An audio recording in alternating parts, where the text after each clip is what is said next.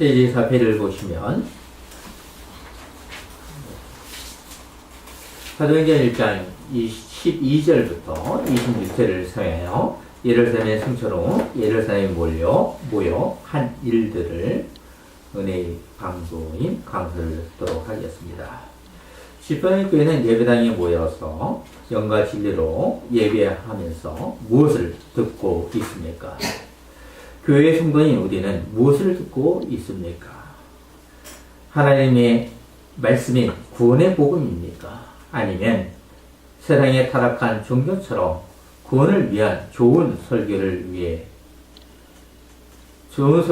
해주기를 바라고 있습니까? 개그맨처럼 웃기는 강서를 바라고 있습니까? 주님의 세대로서 주님의 말씀을 붙들면서 주의 지팡이와 막대기가 나를 안위하여 주시기를 믿는 신자임을 믿습니까? 우리는 교회에서 무엇을 듣고 있습니까? 복음인가? 아니면 구원을 위한 좋은 충고인가? 성경은 굿뉴스라고 합니다. 이것을 우리말로 하면 복음입니다. 복음의 메시지를 들으면서 더욱 군사다운 강인한 성도가 되기를 소망합니다. 우리는 모두 함께 지어져가는 지체요 성전입니다. 주님 안에서 하나님 나라의 길동무로 함께 가기를 소망합니다. 지팡이 교회는 지난주에 예수는 하늘로 가심을 본 그대로 오시라는 강서를 들었습니다. 복음서마다 다 기록을 한 것이 아니라 누가복음과 사도행전의 저자인 누가만 기록을 하고 있다고 했습니다.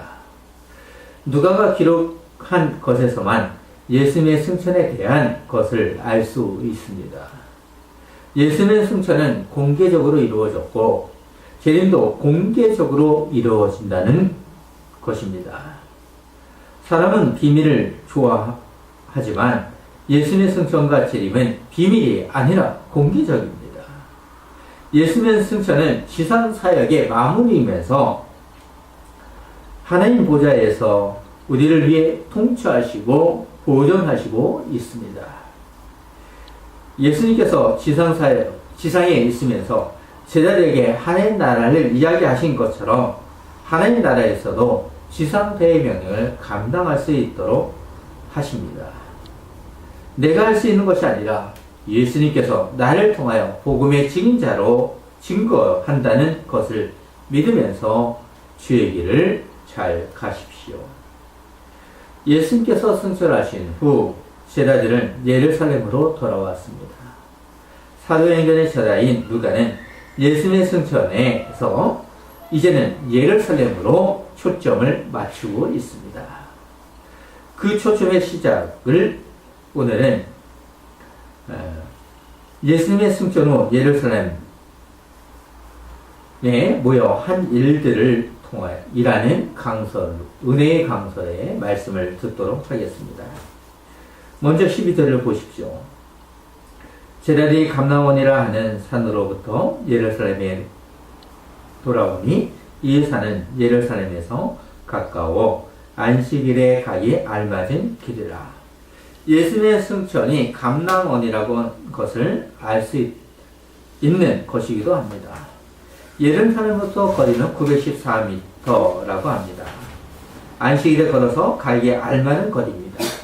왜냐하면 그 이상을 벗어나면 안식일에 범한 것으로 당시의 사람들이 많이 이해를 했기 때문입니다. 안식일에 걸어서 알만한 거리라고 했는데, 하지만 누가복음에서는 베단이라고 합니다. 베단이는 예루살렘부터 2.4km 떨어진 장소입니다. 그렇다면 안식일을 범한 것이 될 수도 있습니다. 그러면 같은 저자인 누가의 기록 중에 하나는 가짜라는 것입니까? 아닙니다. 누가복음은 이방인을 위해서 기록을 했기 때문에 일반적인 언급을 한 것입니다. 사도행전은 보다 세밀하게 기록한 것으로 보아야 합니다. 감람원과 베다니는 같은 방향으로 있기 때문입니다. 구체적으로 감람원으로 기록하는 것은 아마도 유대인이 잘 알고 있는 장소라고 생각합니다. 감람원이라는 감람산은 예수님께서 마지막 유월절을 지내시기 전 하루를 쉬신 바 있고, 뿐만 아니라 당신의 죽음을 앞두고 기도하신 후 로마 병정에게 체포되었던 겟세마네 동산이 있는 곳도 이 감람산이었습니다. 이처럼 감람산은 예루살렘에서 공생애를 마무리하시는데 중요한 활동 무대로 볼 수 있습니다. 유대인과 이방인 즉 독자에게 예수님의 부활과 승천에 집중하도록 하면서 예루살렘과 연관성으로 안내를 하고 있습니다. 이제 제자들은 성령의 임재 후에 예루살렘으로부터 땅끝까지 지상태의 명령을 감당하기 때문입니다. 예루살렘으로 돌아온 제자들을 친절하게 13절에서 기록을 하고 있습니다. 그들이 누구입니까? 들어가 그들이 요하는 다락방으로 올라가니 베드로, 요한, 야고보, 안드레와 빌립, 도마와 바돌로메, 마테와 및 알페오의 아들 야고보, 셀로닌 시몬, 야고보의 아들 유다가 다 거기 있어. 예루살렘으로 돌아온 제자들은 다락방으로 올라갔습니다. 유대인에게 다락방은 위층 또는 옥상이 있는 가장 아늑한 거실입니다. 대략 120명이 올라갈 수 있는 장소로 보면 아주 넓습니다. 이런 점을 생각하여 학자들은 마가의 다락방으로 생각합니다. 우리는 확실히 어디인지 모르지만 그 당시 사람들이 쉽게 알 수 있었을 것입니다. 다락방 앞에 정관사를 쓴 것으로 보아 독자들은 어딘지를 알았을 것입니다. 그런 후 마가는 제자들의 이름을 모두 기록을 하고 있습니다. 하지만 가룟 유다는 예수님을 배신한 후 마지막 인생을 선택했기 때문에 제외하고 있습니다. 제자들을 소개한 저자는 14절에서 여자들과 예수의 어머니 마리아와 예수의 아우들과 더불어 마음을 같이 하여 오로지 기도에 힘쓰더라 라고 하고 있습니다. 예수님의 제자들은 아니지만 그들과 함께 기도에 몰입한 사람들을 소개하고 있습니다. 13절에서는 제자들의 이름을 친절하게 소개하고 14절에서는 다른 사람들을 소개하고 있습니다. 제자들과 여인들과 예수님의 동생과 함께 서로 공동체를 이루었다는 것을 묘사하는 것입니다. 교회는 이처럼 하나가 되어야 하는 지체요 성전으로 자라가야 하는 것입니다. 그들은 더불어 함께 한 마음으로 기도하는 것입니다.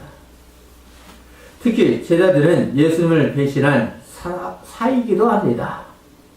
과거 그들은 서로 자신이 높은 자리에 앉기 위해서 노력한 자들이었고 배신과 상처로 인간성의 상처가 난 상태였습니다. 자, 이런 사람들이 기도를 한다? 얼마나 어쩌면 쑥스러울 것입니다. 하지만 예수님의 부활과 승천으로 하나가 되어 여인들과 예수님의 동생과 함께 기도하는 것은 아주 의미 있습니다. 기도 외에 없다는 예수님의 말씀처럼 그들은 지도자로 발돋움했던 것입니다. 예수님은 당신의 백성인 우리를 사랑하기 때문입니다. 이런 사랑을 받은 자가 누구입니까? 우리입니다. 또한 제자들이기도 합니다. 모두 예수님을 결국 배신했음에도 불구하고 예수님께서 제자들을 불러 모아 사명을 감당하도록 하신 것입니다. 그들 스스로 나는 죄인입니다 라고 하면서 자발적으로 모였던 것이 아닙니다. 이처럼 구원은 내가 스스로 자발적으로 할 수 있는 것이 아니라 오직 예수님의 은혜로 가능한 것입니다. 예수님께서는 제자들을 불러놓고 그냥 주무시고 아무 일도 안 하시는 것이 아닙니다. 예수님께서 다시 오실 때까지 우리가 스스로 믿음을 유지하고 있어야 하는 것이 아님을 알려주십니다. 예수님은 제자들을 불러 모아 함께 하시면서 사명을 감당하도록 하십니다. 예수님을 믿으면서 죄를 지었다고 무서워하지 마십시오. 그렇다고 죄를 회개하면 돼라고 생각하지 마십시오. 이것이 한국교회를 멍들게 한 요인이기도 합니다. 가짜로 회개를 하면 무슨 소용이 있겠습니까? 이것은 하나님을 속이는 것 같지만 결국 지옥으로 가는 급행열차를 탄 것과 같습니다. 사랑하는 성도님, 하나님의 말씀대로 신앙생활 하지 못했다고 실망하지 마십시오. 하나님은 우리의 연약한 마음을 아시기 때문에 성령을 보내주신 것입니다. 여러분 실망하지 마십시오. 그럴수록 하나님을 붙드십시오. 기도하십시오. 이것이 가장 기초적인 신앙입니다. 제자들은 예수님을 부인했습니다. 예수님과 동고동락을 했어도 당신의 말씀을 깨달은 적이 없습니다. 참으로 아이러니죠. 이런 자들임에도 불구하고 하나님의 백성인 제자를 끝까지 사랑하십니다. 또한 오늘날 우리 시대에도 똑같이 사랑하여 주십니다. 그러면서 교회로 부르시고 성전으로 지어갈 수 있도록 함께 하십니다. 14절에서 기도에 힘쓰다 라는 동사를 쓰는 이유가 있습니다. 그냥 쉽게 지나칠 수 있는 동사이기도 합니다. 그래, 기도했지. 그래, 당연한 거야. 그것이 그리스도인이야? 그것이 교회야? 그것이 성도야? 라고 생각할 수 있습니다. 여기에 의미를 부여하면 이렇습니다. 무엇에 부여하다, 무엇을 굳게 계속하다, 무엇에 헌신하다 라는 뜻을 가지고 있습니다. 이런 점을 생각하면 기도는 초대교회를 이루는 초석이 되었다는 것을 알 수 있습니다. 성령이 임재한 후에는 제자들은 기도를 했고 종교개혁자들도 기도하면서 오직 하나님만 바라보았습니다. 기도야말로 가장 기초적인 것입니다. 오늘날 교회의 헌신은 어떠합니까? 우리 교회의 헌신도 어떠합니까? 예수님께서도 당신님의 제자들에게 가장 좋은 기도인 주님이 가르쳐 주신 기도, 즉 주기도문이 있지 않습니까? 많은 것을 이야기할 수 있는데 가장 기초적인 것, 주님이 가르쳐 주신 기초를 적인 주기도문을 주시지 않았습니까? 또한 예수님께서는 공생이 시작하면서 그리고 사역을 하면서 당신님의 사역을 마무리하면서도 기도의 모범을 보여주신 것을 아실 것입니다. 예수님께서 하신 것을 알고 있는 제자들은 기도를 헌신적으로 실천할 때 복음의 사역을 감당할 수 있었던 것입니다. 오늘날 교회에는 자기의 신앙만이 정통이며 보수라는 아직과 편견을 탈피해야 합니다. 기도를 하지 않으면서 자기 교회만이 정통이요 살아계신 주님의 교회라고 주장하는 것은 성전으로 지어져 가는 교회를 부정하는 것과 같습니다. 교회는 하나의 연결된 공동체입니다. 예수 그리스도를 주라 시인하며 하나님 나라의 확장을 위해 협력하여 성전을 지어갈 수 있도록 해야 합니다. 바로 이런 모습을 14절이 잘 보여주고 있는 것입니다. 그런 후 사도행전의 저자는 15절에서 모인 무리의 수가 약 120명이나 되더라. 그때에 베드로가 그 형제들 가운데에 일어서서 이르되 라고 기록하고 있습니다. 다락방에 제자들과 함께 사람들에 대해서 약 120명이라고 합니다. 왜 120명으로 기록하는 것입니까? 성경은 무의미하게 기록을 하고 있지 않습니다. 꼭 필요한 것을 전달하기 때문에 의미가 있다고 생각해야 합니다. 이는 당시 다락방에 모인 무리의 수가 이스라엘 전체를 대표하는 수이며 당시 사내되는 공예의 규칙에 의해 하나의 공동체가 그 자체적인 공예를 가지는 합당한 수가 최소 120명이기도 합니다. 그리고 유대인 전통을 생각하면서 교회 기초를 실어가면서 하나의 공교회를 구성할 수 있는 공동체가 되었다는 것을 의미하는 수라고 볼 수 있습니다. 그의 대표는 예수님이라는 의미를 부여하면서 베드로는 자연스럽게 등장을 하는 것입니다. 예수님의 공생의 사역에서 가장 자주 등장하는 인물이 베드로이기도 합니다. 베드로는 어부 출신임을 아실 것입니다.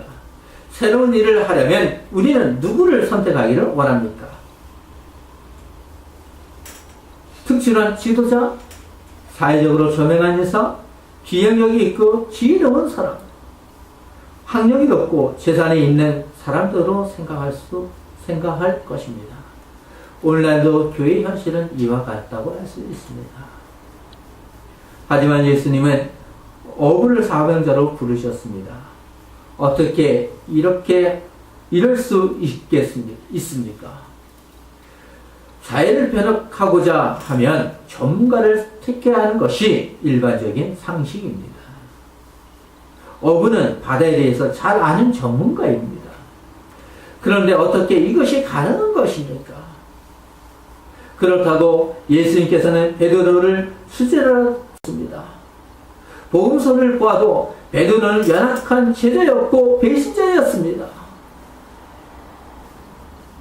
하지만 사도행전에서는 전혀 다른 의미로 등장을 하고 있습니다.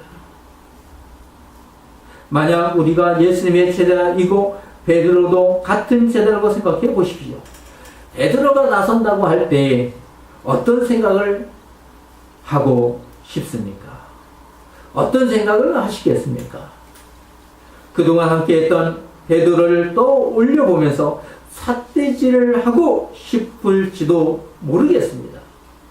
다락방의 모든 약 120명은 예수님의 약속을 믿고 성령을 사모하고 갈망하면서 기도합니다. 이런 분위기에서 베드로가 나서는 것입니다. 왜 베드로가 나서는지 17절부터 말씀하여 결국 26절에서 마띠아를 12명의 한 사도로 뽑습니다. 먼저 16절을 보시면 형제들아 성령이 다윗의 입을 통하여 예수 잡는 자들의 길잡이가 된 유다를 가리켜 미리 말씀하신 성경이 응하였으니 마땅하도다라고 메시지를 전달합니다. 우리는 가룟 유다가 은 30냥에 예수님을 배신한 것을 마태복음 강서를 통해서 알고 있습니다. 그는 결국 스스로 다른 길을 선택하여 이 세상을 떠났습니다. 베드로는 가룟 유다의 배반은 성경의 예언이 성취된 것임을 알고 있습니다. 그렇다고 오해하지 마십시오. 유다는 계획적으로 하나님의 뜻을 이루기 위해서 하나님께서 죄를 범하도록 한 것은 아닙니다. 유다는 이미 자신의 욕심에 이끌려 예수님을 따르던 자였으며 예수님께서는 이런 유다를 이미 아셨습니다. 예수님께서는 당신을 바라는 그 자임을 아셨음에도 그를 곁에 두고 그가 배신하기 전까지 다른 제자들과 동일한 은혜를 잊게 하셨습니다. 우리가 이해하기 어려운 일이기도 합니다. 유다는 죄를 범할 수도 있었고 아닐 수도 있었습니다. 결국 그 자신의 그 길을 선택하는 것이었습니다. 우리가 이해할 수는 없는 신비 중의 신비이기도 합니다. 마가의 다락방에 120명 즉 이스라엘을 대표로 모였을 때 베드로의 등장은 가룟 유다를 대신하는 사도를 선출해야 하는 정당성을 이야기하기 위한 것입니다. 16절을 다시 읽어보면 형제들아 성령이 다윗의 입을 통하여 예수 잡는 자들의 길잡이가 된 유대를 가리켜 미리 말씀하신 성경이 응하였으니 마땅하도다. 즉 구약 성경의 예언이 이루어졌다는 메시지이기도 합니다. 시편 69장 5절과 시편 109장 8절은 배신의 길을 간 사도를 대신하여 다른 사도를 뽑는 것에 성취임을 베드로는 전달하고 있습니다. 17절과 20절을 보십시오. 이 사람은 본래 우리의 수 가운데 참여하여 이 직무의 한 부분을 맡았던 자라. 이 사람의 부디의 삭수로 밭을 사고 후에 몸이 곤두벅질하여 배가 터져 창자가 다 흩어 나온지라. 이 일이 예루살렘에 사는 모든 사람에게 알려져 그들의 말로는 그 밭을 아겔다마라 하니 이는 피밭이라는 뜻이라. 시편에 기록하였으되 그의 거처를 황폐하게 하시며 거기 거하는 자가 없게 하소서 하였고 또 일렀으되 그의 직분을 타인이 취하게 하소서 하였도다. 가룟 유다의 배신은 우연이 아니라 구약에서 말씀하신 뜻대로 이룬 것입니다. 예수님께서는 이미 당신님을 배신한 것을 아셨음에도 불구하고 제자로 택하신 것은 가룟 유다를 향하던 크신 은혜라고 생각합니다. 예수님께서는 12절 유다를 12사도에 포함하여 부르셨고 하나님 나라의 사명을 감당하도록 하셨습니다. 마지막까지 예수님께서는 당신의 최후의 만찬에서도 같이 식사하도록 하셨습니다. 하지만 유다는 돌이키지 않고 탐욕을 따라 은 30에 예수님을 팔아넘겼습니다.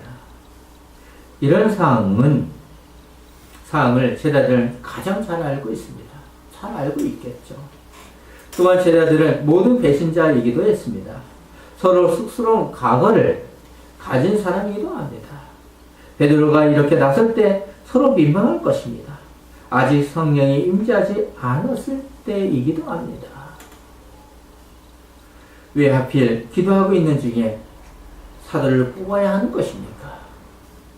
베드로의 연설을 통해 새로운 사도를 뽑아야 하는 것이 성경에 예언한 내용의 성취라는 점을 알리고자 하는 것입니다. 예수님께서는 복음의 사역을 위해서 12사도를 임명하셨습니다. 그 의미를 잘 알 수 있도록 하기 위해서 13절은 의미 있게 기록을 하고 있었던 것입니다. 유다의 죽음은 사도 중에 한 사람의 결선이기 때문에 사도의 전설성을 훼손되는 결과를 가져온 것입니다. 21절에서 22절은 아주 의미 있는 반응을 베드로는 하고 있습니다. 이러함으로 요한의 세대로부터 우리 가운데 올려져 가신 날까지 주 예수께서 우리 가운데 출입하실 때에 항상 우리와 함께 다니던 사람 중에 하나를 세워 우리와 더불어 예수께서 부활하심을 증언할 사람이 되게 하여야 하리라 하거늘입니다. 왜 성령이 임재하기 전 새로운 사도를 뽑아야 하는 것입니까? 왜 12이 중요한 것입니까? 11명이면 어떠합니까? 12이 중요했다면 부활하신 후에 즉각적으로 예수님이 뽑으시면 되는 것입니다. 그런 후 진상대명을 감당하도록 하시면 더욱 의미 있는 것이 되는 것입니다. 그렇다고 사도의 빈자리를 채우라는 말씀도 없습니다.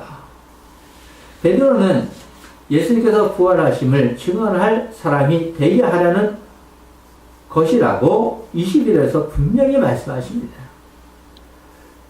예수님의 지상사역이 신적인 사역이기에 당신과 함께한 제자들 역시 하나님의 구원사역에 독특한 위치를 가진 존재일 수밖에 없다는 것입니다.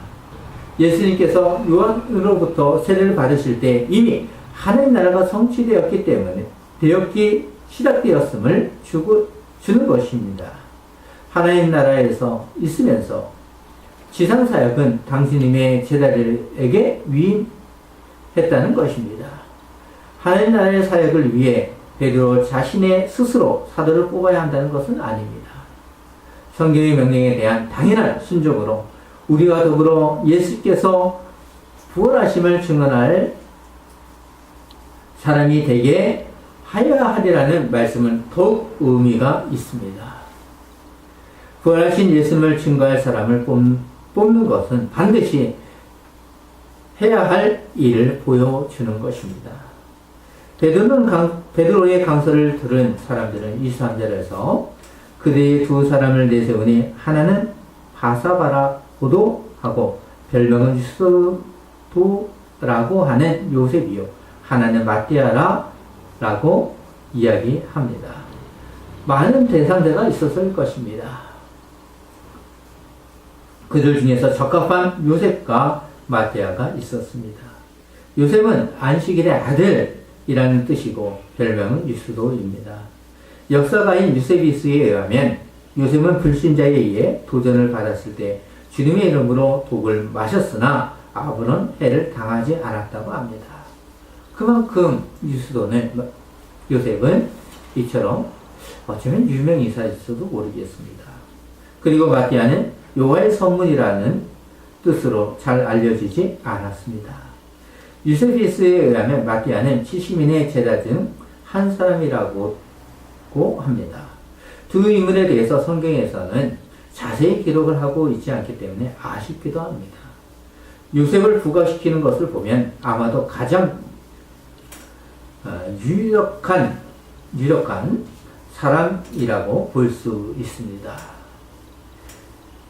유력한 사람이라고 하여도 제자들을 자기 마음대로 결정하기보다는 기도하면서 해야 하는 것입니다. 이것이 오늘날의 교회의 현실을 잘 보여주기도 하는 것입니다. 우리 같으면 가장 유력한 사람, 높은 명망을 가진 어쩌면 요셉과 같은 사람을 선택할지도 모르겠습니다. 잘 알려지지 않은 마띠아를 선택한다는 것은 결코 쉬운 것은 아닐 것입니다. 24절에서 26절을 보십시오. 그들이 기도하여 이르되 무엇 사람의 마음을 아시는 주여 이 두 사람 중에 누가 주님께 택하신 바 되어 봉사와 및 사도의 직무를 대신할 자인지를 보이시옵소서. 유다는 이 직무를 버리고 제 곳으로 갔나이다 하고 제비를 뽑아 마띠아를 얻더니 그가 11사도의 수에 들어가니라.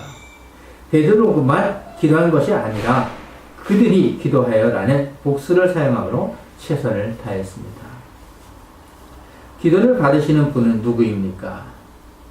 사람이 아니기 때문에 더욱 최선을 다해야 하는 것입니다.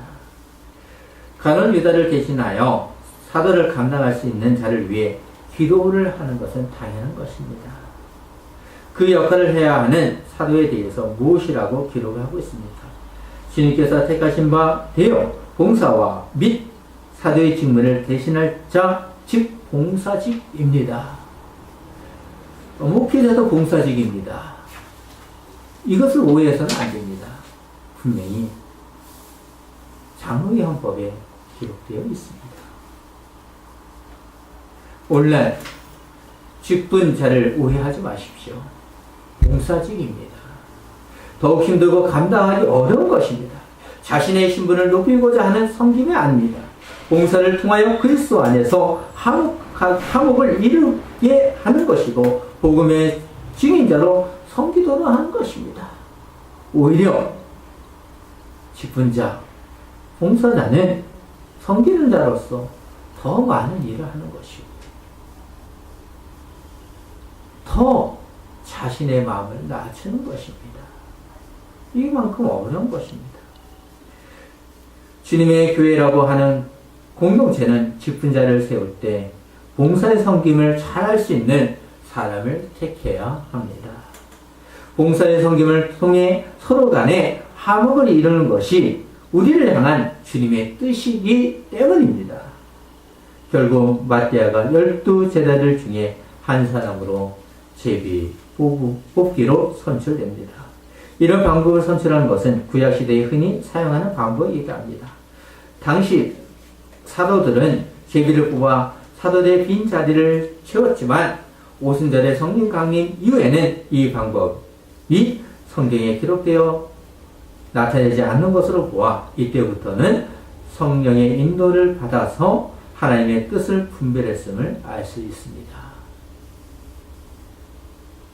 사도행전 12장 1절에서 3절에서 요한의 형제인 야고보가 죽임을 당했지만 뽑지 아니한 것은 사도의 임무를 충실히 하다가 사망하면 선출하지 않았던 것과 같습니다. 오늘날 교회의 현실을 보면 진리에 대한 내적인 확실성을 상실하는 시대입니다. 말씀의 강서는 마치 개그맨처럼 웃겨야 하고 목회자의 성공을 위해서 듣기 좋은 강서를 하는 시대입니다. 구원은 충고적이고 수준 높은 이야기만 해야 하는 것이 아닙니다. 교회는 예수님이 있어야 합니다. 세상 사람에게 무차별하게 복음을 전하지만 그들은 이렇게 생각하지 않을까 합니다. 너희들이 전에도 예수님의 모습은 없다라고 하는지 생각해 보십시오. 누구를 위한 복음 증인자이십니까? 베드로는 분명하게 항상 우리와 함께 다니던 사람 중에 하나를 세워 우리와 함께 더불어 예수께서 부활하심을 증언할 사람이 되게 하여야 하리라고 하셨습니다. 교회는 그리스도 안에서 혈연을 뛰어넘는 영생의 신자들의 공동체입니다. 우리는 사도들처럼 부활을 목격하지도 못했습니다. 날마다 예수님과 교제하며 당신의 부활을 확신하고 증거하는 하나님의 백성입니다. 예수 그리스도의 사도들과 같은 시대요 하나님의 백성으로 부활의 신앙을 가지고서 부활을 증거하는 자들이 되어야 합니다. 사랑하는 성도님, 우리의 연약함을 아시는 하나님께서는 우리의 구원자로 예수님이 보내어 주셨습니다. 우리 모두 마음을 아시는 예수님께 기도하면서 마무리하겠습니다. 기도하겠습니다.